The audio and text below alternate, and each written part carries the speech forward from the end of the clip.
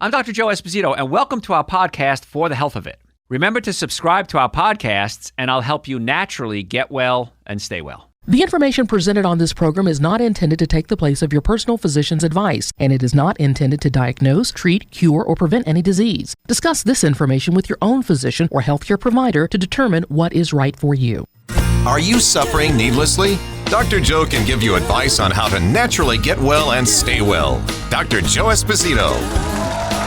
Welcome back. I'm Dr. Joe Esposito. Thanks for being here. This is a special live version of the Dr. Joe Show here at the Live Lounge, so I'm really glad you're here. Okay, so more talk. You want to do questions? Who want to do it? Questions? Louis, what's the first question? Go ahead. Okay, first we got a question from Maria. Where is she at? Maria De Cruz. There you go. There you are. What's Maria? All right. I get vertigo often, at least about 2 to 3 times a month. How do I control that? Okay. When it comes to vertigo, it's usually 2 parts of the body we have to look at. We have to look at the inner ear, because there's the semicircular canals in there, and that has it basically like a level. If you ever did construction work, it has a level in there. There's a little bubble in there, and that kind of tells you when you're right. Okay, and there's little hairs in there called villi, and when it's off center, if the bubble kind of gets stuck somewhere, you might not know where up or down is. The other thing we have to look at is the cerebellum, this part of the brain. Okay, so you got the cerebrum and the cerebellum.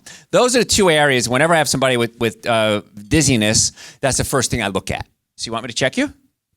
You mind coming up on being on camera? Come on up. Okay, there we go. All right. Okay.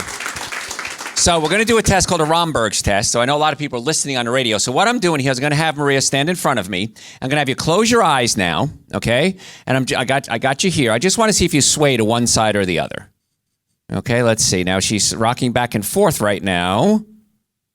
Okay, you feel yourself rocking back and forth? Okay, open your eyes. Okay, so what I want to do is I want to stimulate your cerebellum.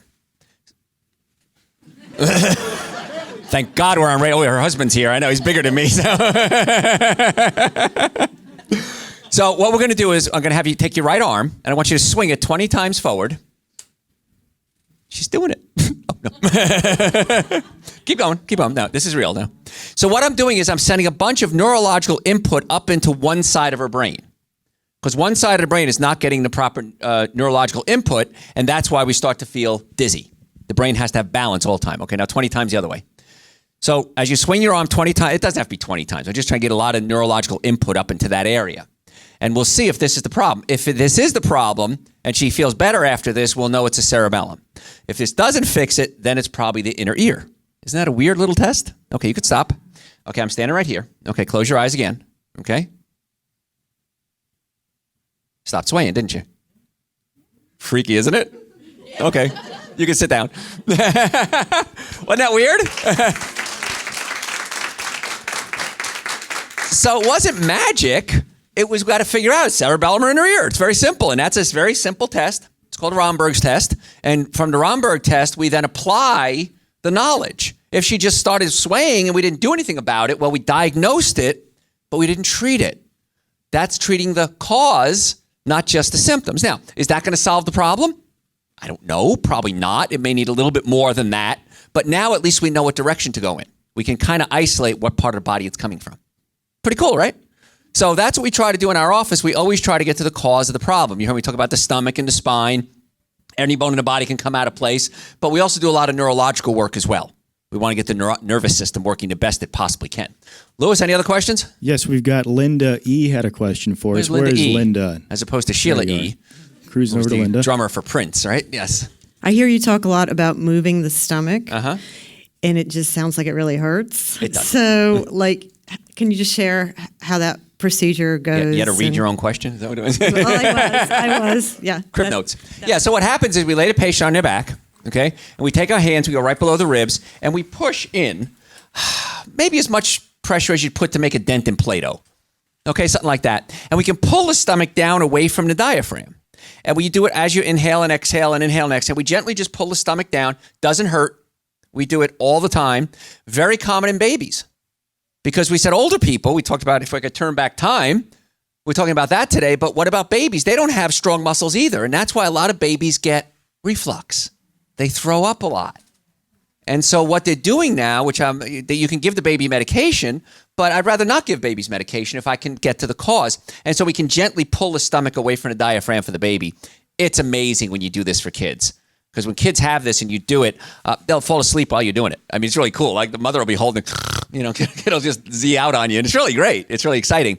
So that's how the technique is done. We just gently massage it down away from the diaphragm. It doesn't usually go away in one shot. It usually takes several attempts. I was out to dinner the other night with a friend of mine, Scott, and he's been coughing. I hadn't seen him in a couple of years. And constantly coughing. And I said, what have you done? I did an endoscope. I've done this. I said, let me check your stomach. Check the stomach. Sure enough, his stomach was way up against his diaphragm. So I pulled his stomach down, and for 3 hours, he didn't cough. I didn't say anything. And then we went out for dinner, and then he started coughing again. I said, you see what happened? He said, Joey, you're right. Calls me Joey. So, and so we figured that's probably the cause. And so I said, you need to come see us and we'll get it fixed, and he will. But if I could never adjust another bone in my life, if I could just do stomachs, I can build many successful practices on nothing but stomachs. We had a patient come in the other day from Romania. Okay, we have to sign documents for people, because the show goes all over the world. So we have people, we have to sign documents. Yes, they will be a patient. This is what they're doing. This is what we're going to charge them. I mean, the government wants everything. And the patients will fly in and they'll stay with us for a few weeks while we work on the spine and the digestive system. So it's incredible. So, Louis, other questions? Dr. Joe, Allison has a question about pinched nerves. Where's Allison? Allison? There you go. Note taker. Yes. I know somebody that has issues when they turn their head and they describe it as electrical impulses, Sure. and even going up into the face, Sure. and dizziness, and it's just sporadic. It's not all the time. Right. And they had an MRI to check it, but I thought you needed an X-ray to check for a pinched nerve, which I think it is. Yeah. Well, on an MRI, you'll see the nervous system, but it won't show if it's really pinched. On an X-ray, you'll see the bones. And I like to look at the bones when it comes to this more so than an MRI. Now, an MRI is great. If you have a ruptured disc, you have a tumor, you have cancer, absolutely. We send out people for MRIs multiple times, sometimes a day. So I'm a big fan of MRIs. But with an X-ray, you can see the structure. That's what we said, structure affects function. So many times we look at the bone, and if the bone is out of place, we can then extrapolate that it's pinching a nerve. And one time I was in court testifying for a patient in a car accident, and the other attorney thought he was going to be smart. And he said, well, Dr. Esposito. He says, can I call you doctor? I said, he goes, Mr. Esposito. Juvenile. And he says, you can't see pinched nerves. That's correct. He says, so I could look at an X-ray, I can't see the pinched nerve. I said, you're correct. I said, now, if it's windy outside, I can't see the wind, can I? No, but I can see the effect of the wind, right? And he stopped. I won. So we can look at the bones, and if they're not structured properly, then we compare it to our clinical findings. Is there pain there? Is there pinched nerves? And then when we put the bones back in place, many times that unpinches the nerve and allows the body to function normally. So when there are pinched nerves, again, chiropractic by far, most effective, least expensive treatment for pain is chiropractic care. Not everything, but generally speaking. So that sounds like a classic pinched nerve. And years ago, again, I've been in practice a long time, we never got referrals for the medical profession. We were the quacks and the voodoo doctors, and we didn't go to school. And now I get invited out to lunches and dinners about, Garrett, 4 or 5 times a week now, maybe, or more, by medical professionals who want to work with us, who want to know what we know. So the tide is totally flipped. I had a doctor from Emory one day come by my office, and he followed me around for about a half hour. And at the end, we stopped and we talked for a second. He says, holy blank, this is exactly what I want to do. This guy's an internist, been in practice for like 20 years. I want to be your associate. And I said, well, I don't really have a place for you. Thank you. But he says, this explains everything. Because I can't do surgery. I can't prescribe drugs. That's fine. That's their job. But they never heard our side. And now they have. Had a dentist in the other day. And he was crying. He was laughing so hard. He was so excited. He goes, that explains everything with acid reflux and acid eating away at people's teeth and they can't sleep and sleep apnea. He goes, this explains it. No one has ever been able to explain it like you did before. So that sounds like a classic pinched nerve. And so just bring them to us or somebody and get it fixed. It's real simple. Louis, any other questions? Okay, now we had an anonymous question about a lazy man's guide. Where are you, sir? Lazy man's Someone guide asked to lose a question weight? about a lazy man's guide to something. There you go. Here. It's just about what's the lazy man's guide to losing weight? Eat less. No, the secret is like we talked about. You got to get more nutrients into the body. And when you get the nutrients into the body, and here's the thing. Sierra said this to me on the air one day, one of my producers, and it was great. She said, it's okay to be hungry. What a simple statement. It's okay to be hungry. It's not the end of the world if you're hungry. And what I do a lot of times, I think we'll cover this in another question. I'm sure somebody's going to ask it because everybody always asks it, is skipping meals. And I'll talk about how to do that. But if you get high quality, low quantity foods, you're going to eat a lot less food. You're going to save a ton of money. One of the things I hear every day from patients is, it's the end of the week and I have money left over. Where'd it come from? You printing it? So I said, no, the reason you're feeling so good is because you're eating better and you're saving a bunch of money. So, any other questions? All right, let's do one more from Carolyn. Where's Carolyn? Is intermittent fasting a healthy life choice? Intermittent fasting. There we go. That's what I was going to talk about. Perfect. Intermittent fasting is unbelievable. I want you to all consider this. And all intermittent fasting is skip a meal. So what happens is when I eat a meal, for 8 hours, I'm digesting that meal. The meal we just served you guys, 8 hours from now, you would have digested it. What happens then? The body starts burning fat, which is great. But what if you eat every 8 hours? Which is what most people do, breakfast, lunch, and dinner, right? So you never go into that point where your body starts burning fat. So the quickest, easiest way to become a fat-burning machine is skip a meal. And the longer you go, to a point, of course, the better off you're going to be. And we're finding out intermittent fasting is not only great for weight loss, it's helping people with seizures, it's helping people with diabetes, heart disease. So what I do is this. If I don't have plans at night, I go to work, I have my lunch, I come home at the end of work. If I don't have plans, I'm going out to dinner or an event or something like that, I just skip dinner. Now I'm laying in bed going, I'm hungry. I sure would like to eat right now. But what Sierra taught me was, it's okay to be hungry. It's not bad to be hungry. It's just uncomfortable. So you go to bed, fall asleep, wake up the next morning. What did I just do? I gave myself a chance to go into that fat burning mode. And if you can do it 2 days a week, 3 days. Now, some people like to skip breakfast. I like to eat breakfast. I take my Super Greens and Essential Source for breakfast, and that gets my day going and my other supplements. But if you can do that, and just decide when can you do it. Like Sunday nights when I do a show. All right, I'll usually eat around 3, 4 o'clock. I'll get ready for the show. I'll come down. I'll do the show. I go home. Why am I going to eat? It's already 9 o'clock, 9:30 by the time I get home. Why am I going to eat? I'll just skip dinner that night. So 1 day a week is already planned for me. I always skip dinner. I always have intermittent fast on Sunday nights. And then try to do 1 or 2 other days a week. And boy, you want to lose weight and feel good and have energy? That's the lazy man's way to do it. It really is. It works great. And here's the thing, too. If you're digesting your food properly, you don't need as much food, like we said, so you're not going to get as hungry. You'll be uncomfortable, but you're not going to be ravenous. Because I don't know if you're like me, but if I have a piece of bread, what's the next thing I want? More bread. Of course, more bread, right? Okay? But if I don't eat bread, I don't want bread. But when I have bread, I want more bread. And so, because bread is a sugar. And it stimulates, when sugar gets into the body, it stimulates the nucleus accumbens, the part of the brain that releases dopamine. And you get high from it. I'm getting pleasure out of this. Man, that bread made me feel so good. I want more. And so you got to stop it. And here's my trick. Get the bad food out of the house. Everybody's nodding their head, okay? You can't see this on radio, but everybody's nodding their heads. Because if it's in the house, what are you going to do? You're going to eat it. I'm going to eat it. We're all going to eat it. So if you get the bad food out of the house, you'll be tempted, but I'm too lazy. Lazy man's way to lose weight. You're not going to go out and get food. I'm too lazy, so I'm going to lose weight. But if you load your refrigerator up with fruits, vegetables, nuts, and seeds, you're going to be in good shape. I have a lot of frozen vegetables at my house. When they go on sale, organic frozen vegetables, usually 2 for $1. I'll stock up my freezer. And so I'll come home and go, I'm starving. What do I want to eat? I don't know. I got some broccoli in here. I'll cook up some broccoli. I'll add a little olive oil to it, salt and pepper and garlic. And is it boring? Yeah. Okay. But it works. And you eat and then you're fine. Because again, it's super high concentration of nutrients. Okay? We talked a little bit about sugar before. I want to talk about different types of sugar. Glucose, we said, is converted and is used as fuel right away. If you put fructose in your body, like high fructose corn syrup, wasn't around when we were kids. Where do you find it now? Everywhere. It's cheap and it's sweeter than regular sugar. But here's the thing. When you put fructose into your body, the fructose has to be converted into glucose.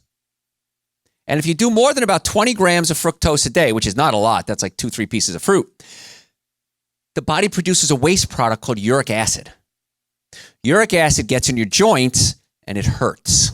Now, as a chiropractor and a pain management specialist, if you come see my doctors, you're going to get, I believe, some of the best chiropractic care in the world. I've trained my doctors. They're handpicked by me. They're trained by me. And they're my personal doctors. So I don't trust them taking care of me. I don't trust them taking care of you. So I'm going to get an amazing adjustment and I'm going to feel great. But then I eat fructose. Fructose converts into uric acid. Uric acid gets in my joints and it hurts. But that's not the worst part. Uric acid slows down the production of nitric oxide. Remember nitric oxide opens up the blood vessels, increases circulation to your brain, your reproductive organs, everything. Okay, you need that blood flow. And so now I'm going to get tired because I'm not getting nitric oxide production. My brain isn't going to work as well. My reproductive organs are going to work as well. My digestive system. So if you're eating high fructose corn syrup on multiple levels, you're causing so much damage. And then fructose and sugars, if you eat too much of them, can bind to proteins and create advanced glycated end products. Look at the first letters of each one. Advanced glycated end products, AGE.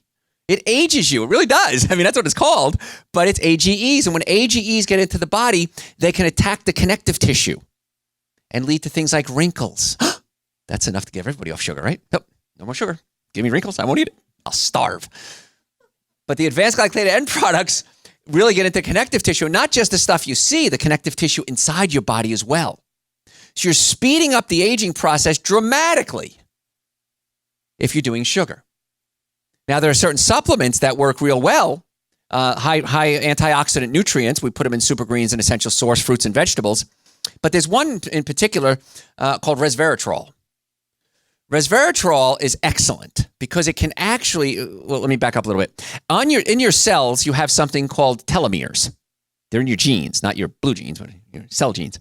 And a telomere is a little tail. And when you're young, it's very long and very active. And as you get older, the telomere gets shorter and shorter. And when it gets to a certain point, you die.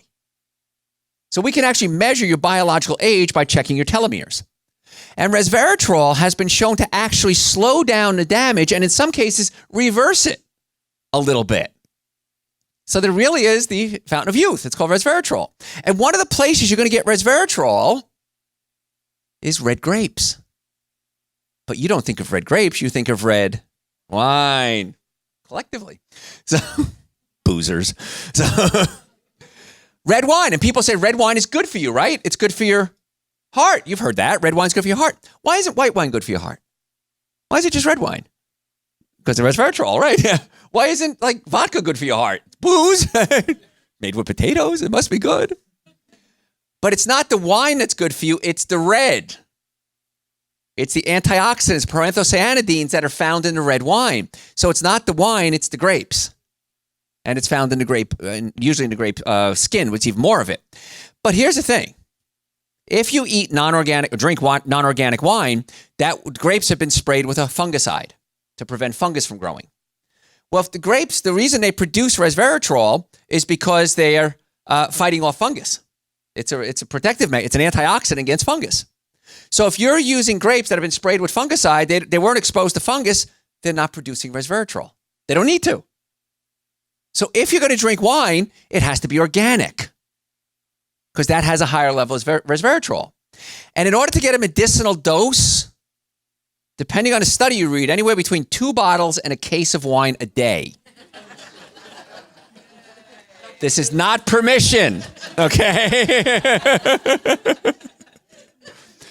So if you're going to drink wine, it has to be red, it has to be organic, and it has to be excessive, okay? Or, here's a novel idea, eat grapes. Boring, I know. Look at you could see her face, it just sunk like, why would I want to eat grapes when I could drink wine?